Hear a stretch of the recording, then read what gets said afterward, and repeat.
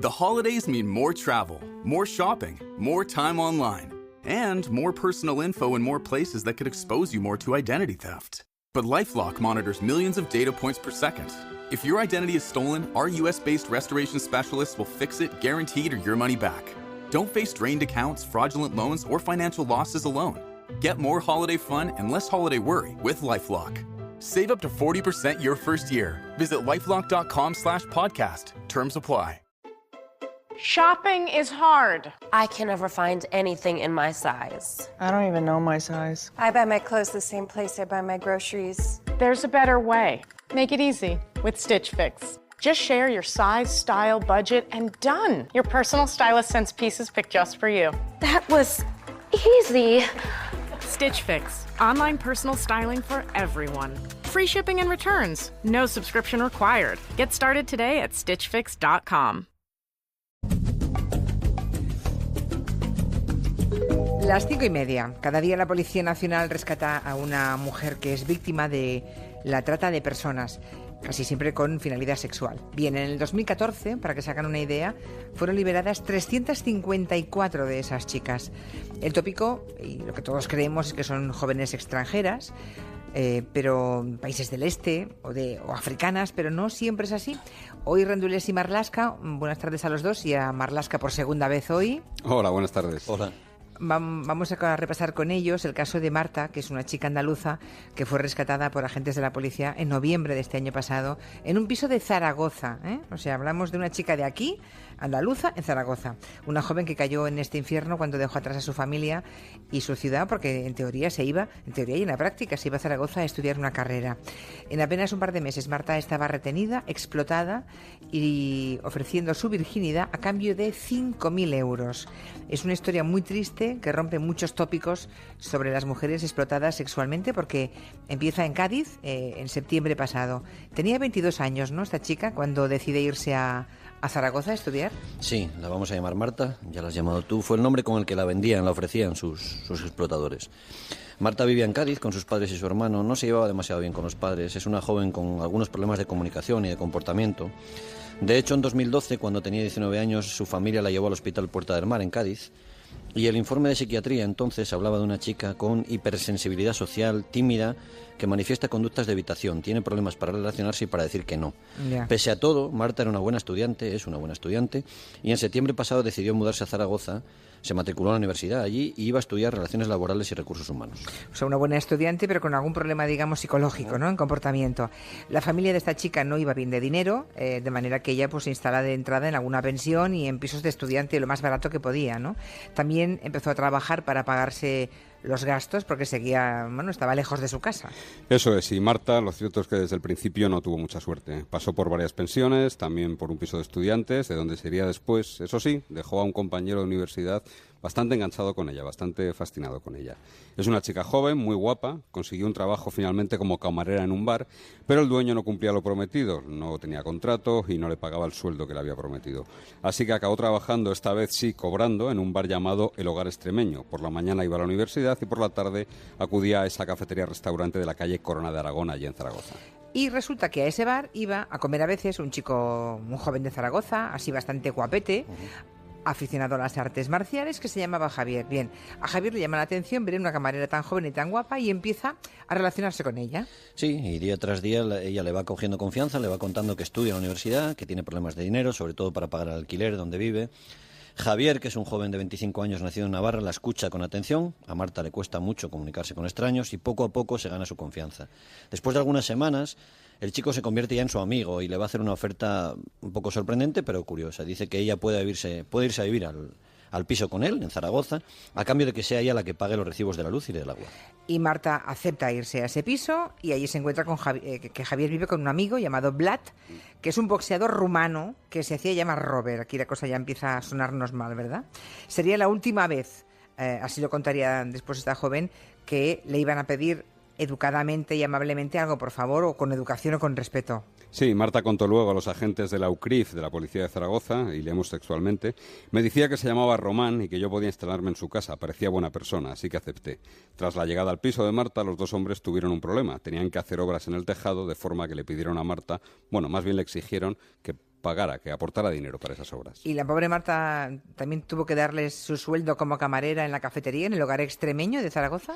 Fue bastante peor, ¿eh? Javier y el boxeador rumano, que tiene 38 años y se ganaba algún dinero extra trabajando como portero de discoteca, la trataron cada vez con más violencia. La obligaron a dejar su trabajo, el trabajo que tú dices, como camarera, y vamos a leer la declaración que hizo Marta después de ser rescatada por la policía. Me prohibieron hablar con otras personas y me dijeron que me habían conseguido un nuevo trabajo que consistía en hablar con hombres y escucharlos un poco. Ya nos imaginamos que el trabajo no consistía en eso, evidentemente, Claro. ¿no? De hecho, sin que ella lo supiera, los dos caseros habían puesto un anuncio por internet en una página web llamada www.pasion.com. ¿Y qué decía ese anuncio? Pues lo voy a leer, tal y como aparecía. Masajes eróticos en Universidad, que es el barrio de Zaragoza. Universitaria española, masajes. Soy Marta, estudiante andaluza de 19 años. Realizo masajes eróticos con terminación manual. Te derretirán mis jóvenes manos recorriendo tu cuerpo y mis tiernos y firmes pechos. Atiendo WhatsApp. El anuncio llevaba varias fotos eróticas que el boxeador rumano y su amigo español le habían obligado a hacerse a Marta. Obviamente esta joven ni era la que escribió el anuncio, ni tenía 19 años, ni contestaba al WhatsApp. Claro, eran ellos. No, de hecho Marta se negaba a tener relaciones sexuales con los clientes, con los hombres que empezaron a llegar al piso de Zaragoza atraídos por esas fotografías, ¿no? Los dos hombres, los dos chulos, cobraban 90 euros por cada cliente o bien 50 euros por media hora. Marta explicó luego a la policía que los masajes debían terminar con una masturbación. Impresiona la rapidez con que esta pobre chica, recordemos que era estudiante universitaria, con un trastorno, tampoco hay que olvidar eso, de hipersensibilidad social, con qué facilidad cae en este mundo que le es completamente ajeno, ¿no? La presión enorme a la que la someten. ¿Y no se le ocurrió llamar a sus padres, recurrir a ellos que estaban en Cádiz? No, Marta contó luego que le daba vergüenza decírselo a su madre, que al principio pensó que no podía salir sola de ese infierno. El informe de los psicólogos de la Fundación APIPACAM, que es una fundación que colabora con la policía, precisamente rescatando víctimas de la trata, Sí. concluye que Marta es especialmente vulnerable, que aparenta una edad inferior y presenta una conducta infantil. Tiene miedo a ser rechazada y a la soledad. Ella pensaba que iba a salir sola de todo para que sus padres no se enterasen y no se enfadasen. Todo fue muy rápido. Ella, de hecho, al principio se negó a hacer nada con los hombres que acudían al piso, pero entonces empezaron los insultos, las presiones y las amenazas, ¿no? En su declaración a la policía, a los rescatadores, lo cuenta ella mucho mejor que nosotros. Ella dice, me llamaban cateta de pueblo, me decían, eres tonta, ya nos encargaremos nosotros de hacerte más lista. Y en fin, esta pobre chica infantil, con esos problemas psicológicos, aguanta, soporta ese secuestro, esa explotación con algún gesto, yo diría que casi heroico, ¿no? Aún así, entre amenazas, ella se niega a hacer ciertas cosas que, sin embargo, los clientes le piden. Marta, por ejemplo, siempre se negó a tener relaciones sexuales completas con hombres y también se negó a alguna práctica de riesgo, que algún cliente le ofrecía pagarle hasta 300 euros por ella. Se negó con el consiguiente enfado, naturalmente, de los dos bichos, de los dos chulos, dos tipos duros, especialmente ese boxeador rumano, un tipo bragado con una oreja destrozada por los golpes, que eso sí, la obligó a trabajar bailando en un club de Zaragoza, de donde él trabajaba como portero, ¿no? Así consiguieron 2.000 euros más explotando a Marta. Qué horror a todo esto. Recuerden que los padres de Marta creen los pobres que ya está estudiando en Zaragoza su carrera y que trabaja como camarera, ¿no? Sus explotadores le han prohibido también que hable con su madre. Pensemos que hay 1.000 kilómetros entre las dos, ¿no? Pero la chica al final consigue llamar a su madre. No le dice nada, pero la madre nota algo raro, ¿no?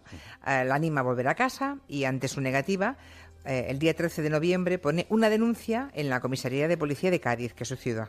Sí, y además de la intuición de la madre, en esta historia hay un personaje importante que es el testigo. Es aquel estudiante que decía Manu al principio, un estudiante universitario ex compañero de piso de Marta, que se había quedado un poquito colgado con ella, fascinado por ella y que no sabía bien lo que pasaba. Marta le contó que ya no le dejaban hablar con él ni tampoco verle nunca, que la tenían a dieta dentro del piso, que solo daban de comer verduras y algunos frutos secos.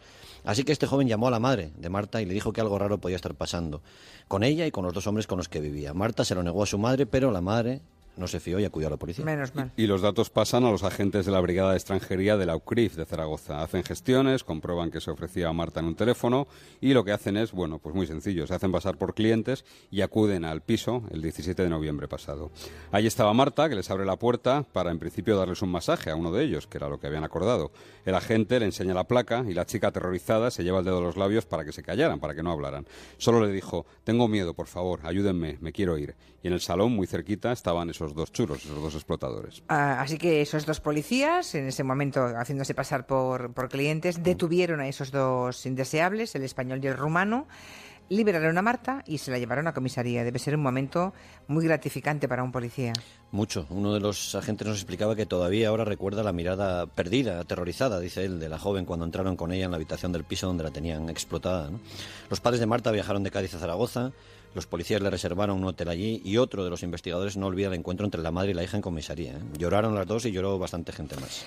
Marta salió de aquello, estuvo pues un mes, ¿no?, en esa situación y se libró de un futuro inmediato muy, muy brutal, muy negro.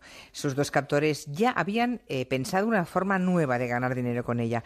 Como no había tenido nunca relaciones sexuales, ni con un cliente ni con nadie, ofrecieron la virginidad de Marta a cambio de 5.000 euros. Pues sí, aunque suene repugnante, así fue. El rescate de la policía llega en un momento providencial. Marta se negaba y se iba a seguir negando a tener relaciones sexuales y el asunto, desde luego, tenía todas las trazas para ponerse muy, muy violento. En ese entorno en el que nos movemos hoy, hay muchos hombres que pagan más si las chicas con las que van a tener relaciones sexuales son menores de edad, si aceptan someterse a determinadas prácticas de riesgo para ellas, si están en avanzado estado de gestación o si son vírgenes. Eso se paga con un plus, todos esos supuestos.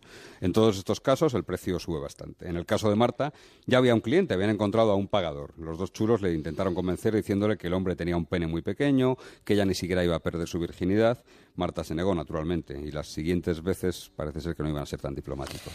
Y en ese mundo de traficantes de mujeres, Marta, recuerden, es una chica de aquí, una chica joven, guapa, española, muy vulnerable, muy tímida, ¿no?, con problemas de comunicación y, por tanto, una pieza muy cotizada.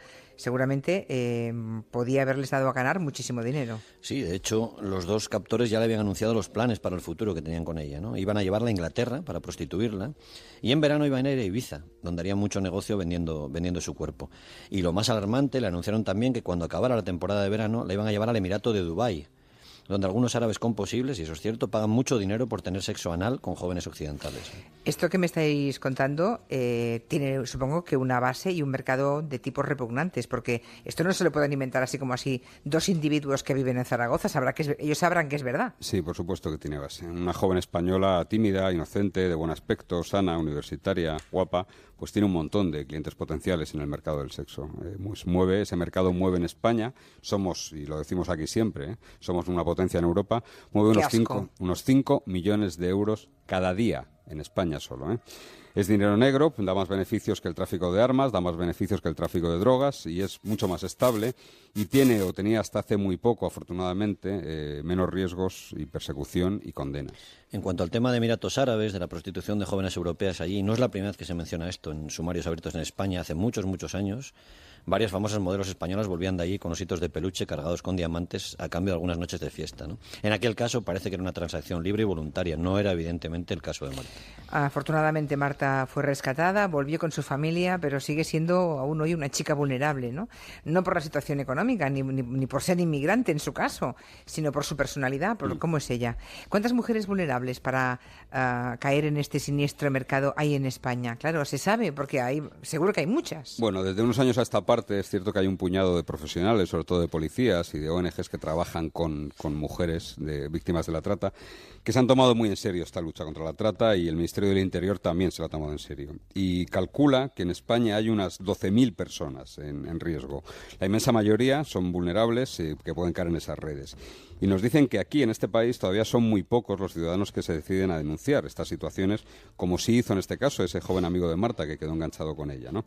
Hay un teléfono de lucha contra la trata que tiene abierto la Policía Nacional, que es el 910 50 90. Al que se puede llamar de forma anónima para avisar de cualquier caso, de cualquier sospecha de que conocemos a alguien que puede ser víctima de la trata, conocemos un piso donde se pueden estar explotando mujeres, vamos a un bar y vemos algo extraño, bueno, pues se puede llamar a ese teléfono 910 50 90 y contribuir a rescatar a alguna persona como Marta.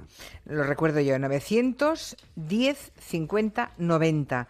Les recuerdo que son llamadas confidenciales, así que si ustedes ven que hay una mujer explotada o lo intuyen en pisos, en otro lugar, pueden llamar allí y dejar el dato. Es confidencial. La policía, como mínimo, se ocupará de investigarlo. En fin, mi reconocimiento a esos polis y también mi ánimo a esos padres, a esa madre y a esa joven, a ver si encuentran un futuro mejor para ella. Y menos mal que han tenido suerte y han conseguido salir. Hasta la semana que viene. Muchas gracias. Adiós. Hasta luego. Enseguida tenemos aquí sentada a Laia Sanz, nuestra mejor piloto.